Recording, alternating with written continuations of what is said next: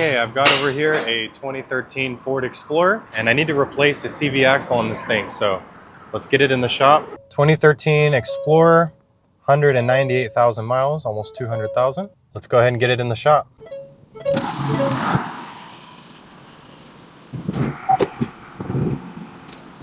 So in this video, basically what I'm going to be doing is I'm going to be going over the replacement of the CV axle. I'm actually doing the driver's side CV axle on this car, but really both left and right sides, they're about the same process on this car. So I'm going to go over that. I'm going to go over some different tips and tricks. I'm going to also go over torque specs. I'll give you some tips and kind of my opinion on what parts you should buy to do the job successfully.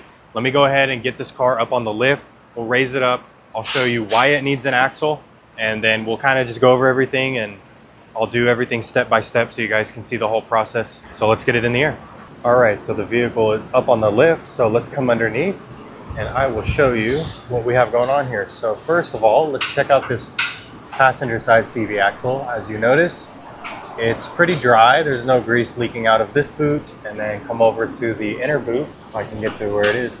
Okay, outer boot here is dry, and the inner boot in there is dry. No tears or no leaking grease or anything like that.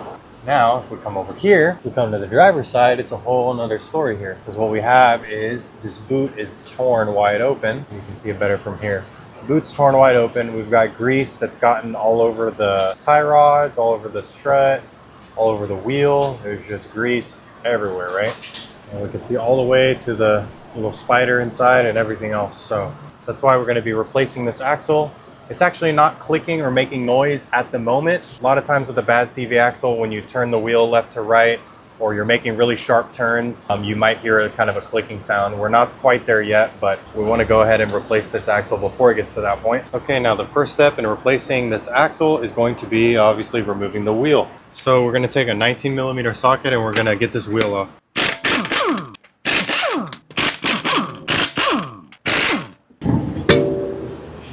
Okay, after removing the wheel, let's come over here because the next thing that we're going to want to do is remove the brake caliper. I'm going to remove the whole caliper with the bracket all as one assembly, and then I'm going to remove the rotor. So let's grab this whole steering knuckle and everything and let's steer it all the way to the driver's side. That way we can get good access to the bolts for the caliper bracket. Now, quick tip, if you're doing this on the floor and you only have this side of the car jacked up, you won't be able to steer the wheel like that. So jack up both sides, that way you can steer it over. Now, the bolts that I'm trying to remove for the caliper are not these bolts, but actually these ones right here are the ones I want to remove because I want to get the whole bracket off. Use an 18mm socket and take out these bolts here.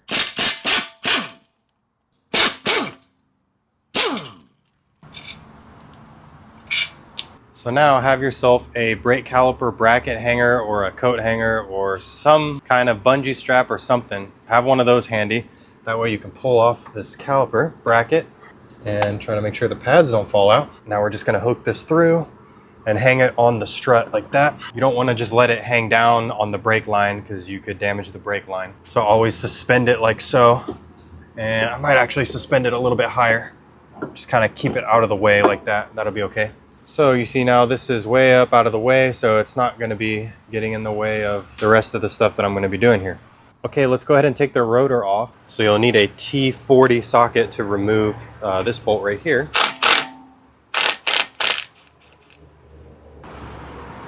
Now let's get the rotor off. You have to whack it with a dead blow hammer.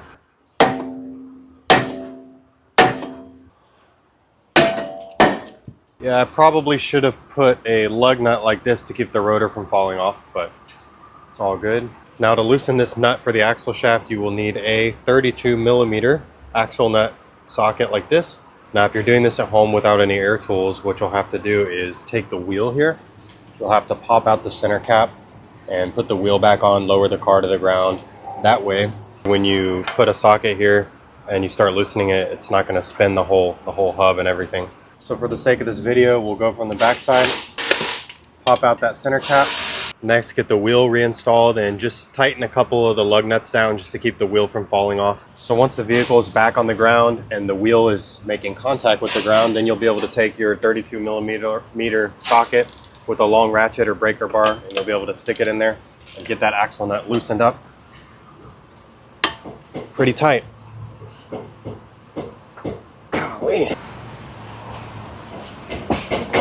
Man, that thing was on there tight.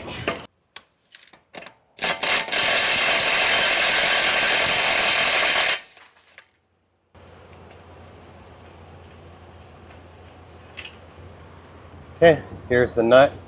And just so you guys know, this axle that we're replacing is actually aftermarket. So this is what the nut looks like, but the original nut is gonna look something like this one here, just so you know, but they're both 32 millimeter. Okay, now at this point, back up off the ground, the axle shaft should be loose in the steering knuckle, like this. But if it's not, then you may have to take a center punch like this and a hammer and just kind of give it some force and beat it out the backside. Okay, now before we do anything else, the next step is going to be to come back around this way. And you see that speed sensor right there. We're gonna wanna undo that bolt. Looks like an 8 millimeter bolt. So we're gonna wanna undo that, pull out the speed sensor, because we don't want that interfering when we're pulling off the axle.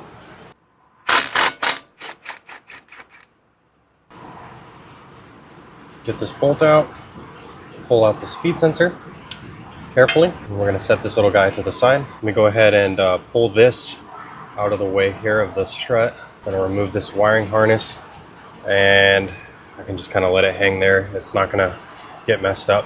Okay, the next step, we're gonna wanna loosen this strut. We're gonna wanna take these nuts and bolts completely out. So these nuts, they're pretty big. They're 24 millimeter.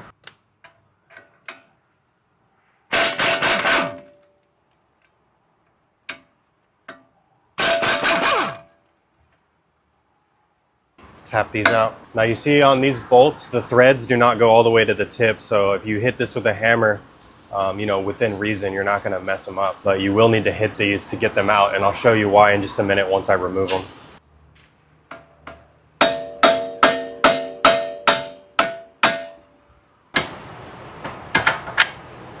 Yeah, you see the way this bolt is made, so it kind of press fits into the steering knuckle. So they're not just gonna pop out unless you hit them. But as you can see, some minor force with a hammer, and it doesn't do any damage whatsoever to the bolt. So don't worry about it.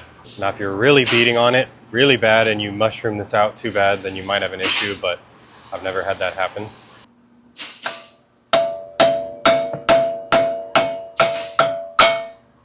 All right, we should be able now to just pull and separate the steering knuckle from the strut. Actually, let me see these little ears on the strut. Let me just get a pry bar in here and pop it out. It'll be a little easier. Kind of pry down and then it'll pop up. Now you can see the axle wants to come out at this point, so we should be able to, here we go. And that's it.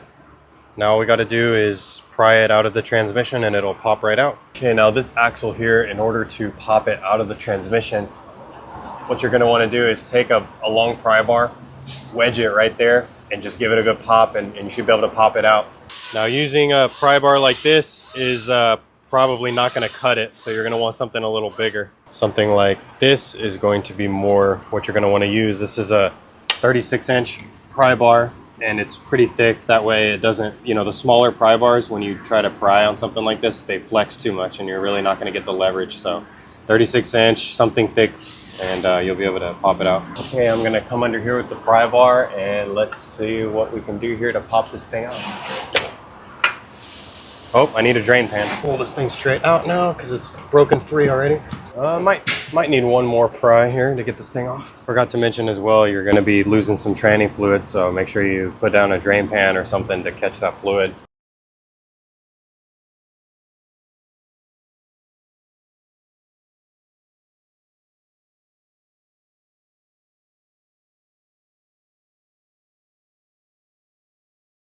But also,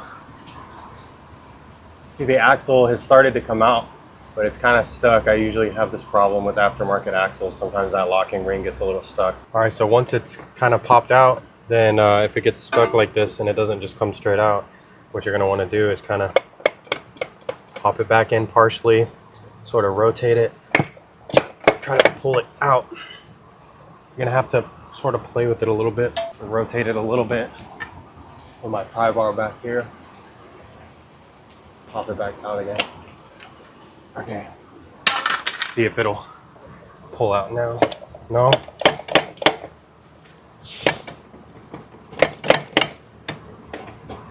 A little bit stuck. I'm gonna go back in with it. Rotate it a little. Let's see. Dang it. Try again here. Take this. And I'm rotating it. I'm just grabbing the other wheel and spinning it. So it might take a little back and forth here. Rotate it. Should eventually come out.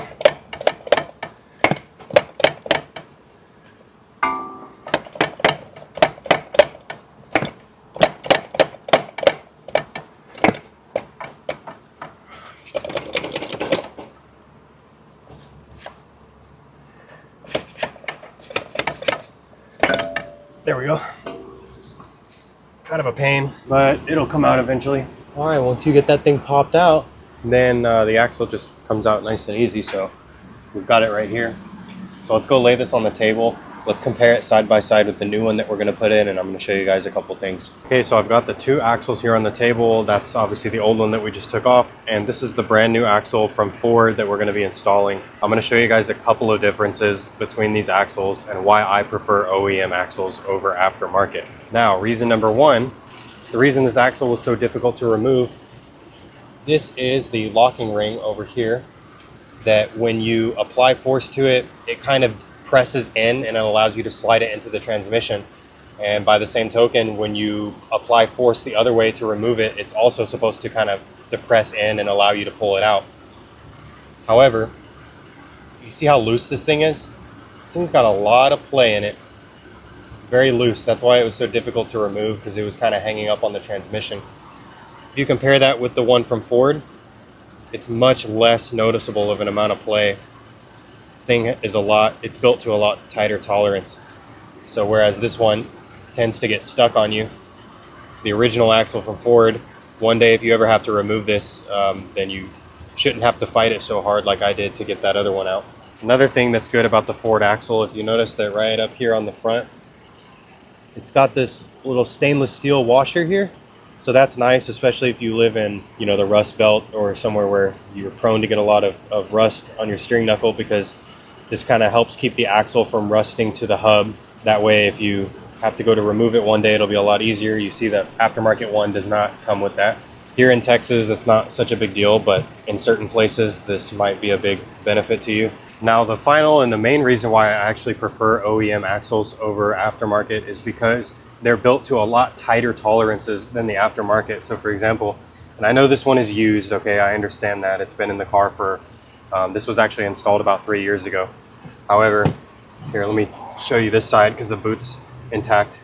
But if you just grab the shaft of the axle and you grab here, you can even feel, if you try to rotate them in opposite directions, you can feel that there's a lot of slop, there's a lot of play.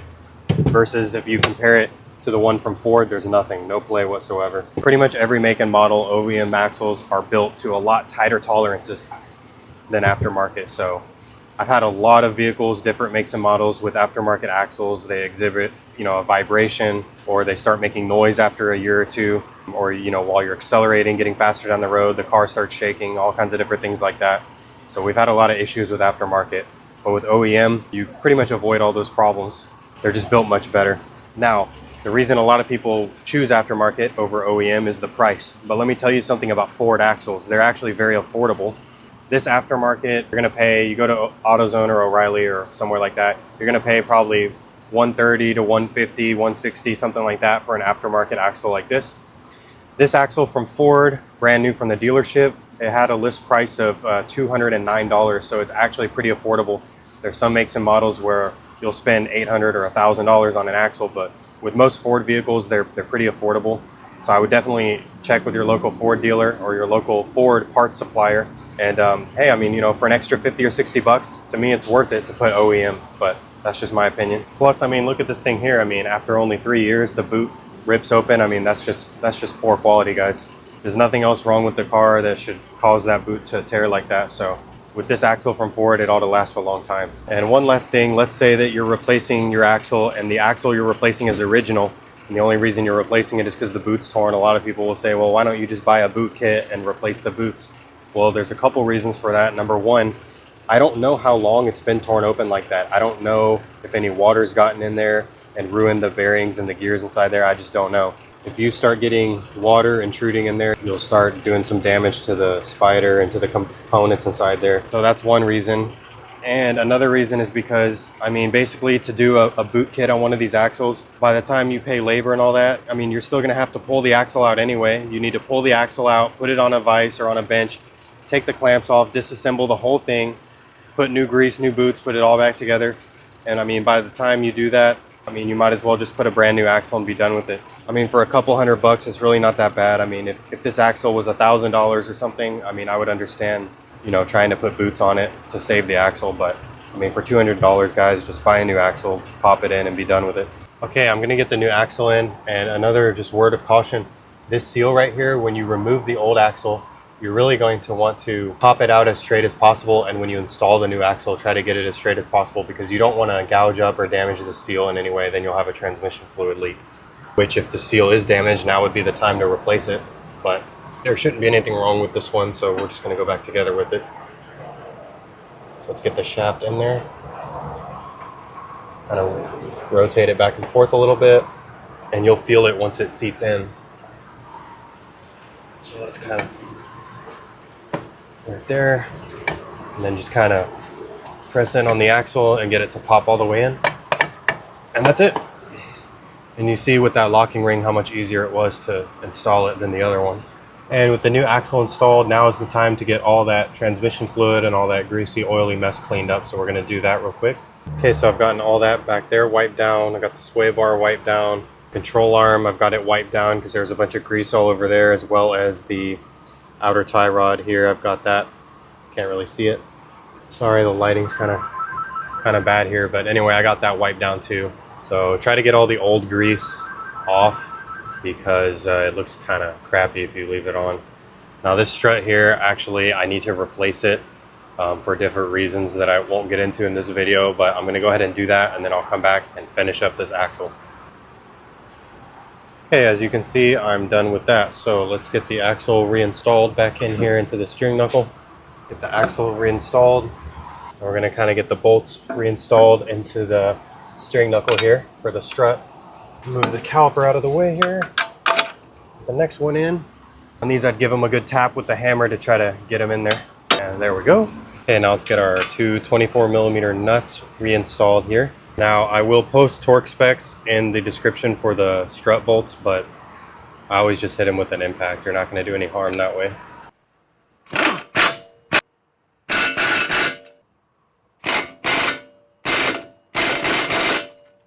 So now what I'm going to do here is I'm actually going to use the old axle nut in order to seat the axle. Then I'm going to remove it.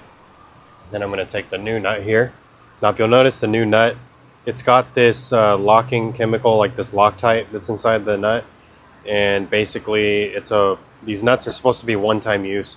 When you tighten these nuts, the heat and the friction of tightening the nut activates this compound, and then it'll lock in place and it won't come loose. So you're supposed to only use this once. So I'm going to use the old one to seat the axle. Then I'll pull it off, and then I'll install the new nut.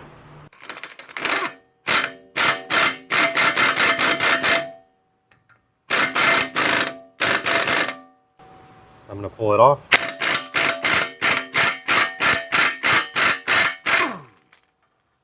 Time for the new nut.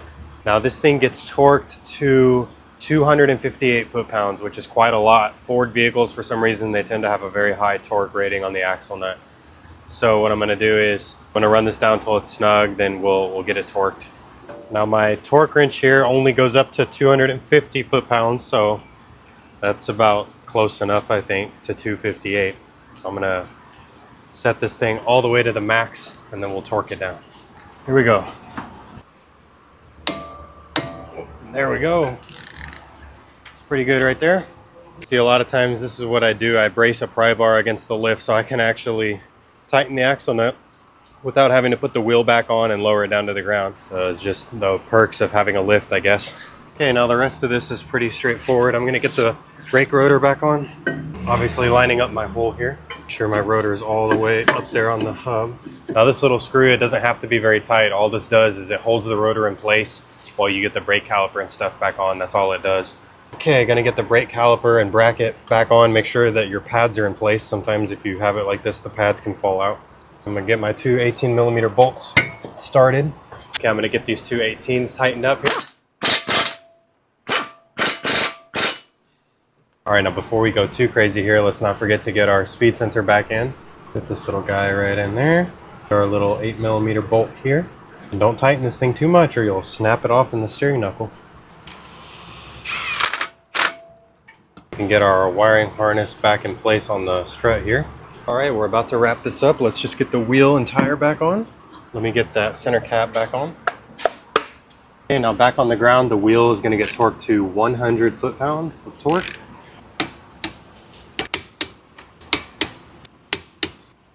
All right, that's it. Let's go drive this thing and see how it does.